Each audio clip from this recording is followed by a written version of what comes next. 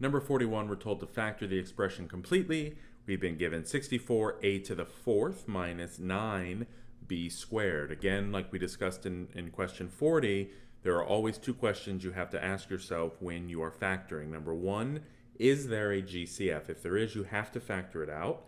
Otherwise, you can move on to question number 2, which is how many terms are there. So let's take a look at our first question. Is there a GCF? Well, I don't think there is, so we can go ahead and move on to question number 2. How many terms are there? Remember, two terms, you should be looking for the difference of squares. Remember, difference means subtract, so there should be two terms with a minus sign in between. If there are three terms, you're using the scissors method or the AC method or trial and error method. If you're one of my students, we use the scissors method, but your professor, if you are not one of my students, may use something else. And then if there are four terms, you are factoring by grouping. So I think we've got ourselves a difference of squares here, right? We've only got two terms. 64 hopefully is jumping out at you as a perfect square. 9 should hopefully be jumping out at you as a perfect square. Certainly b squared is a perfect squared because it's being squared. And now this a to the fourth might throw you off a little, but we can take the square root of a to the fourth. And so everything here is indeed a perfect square. We know that the difference of squares factors into two binomials. Our first term for each binomial is simply going to be the square root of this first term. So we could write 64a to the fourth.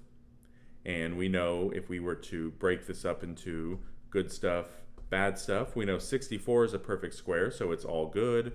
We know a to the fourth. We're going to be thinking in terms of our index. 4 is certainly a multiple of 2, so all of it is good. In this case, there is no bad stuff here.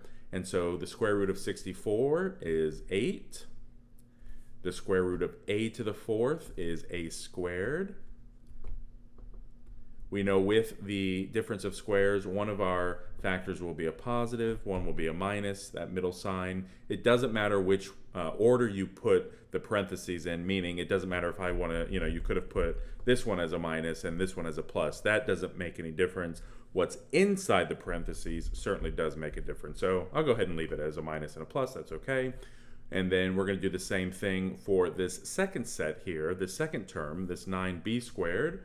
Again, we could write it under a radical. We're taking the square root of this thing. We know the square root of 9 is 3.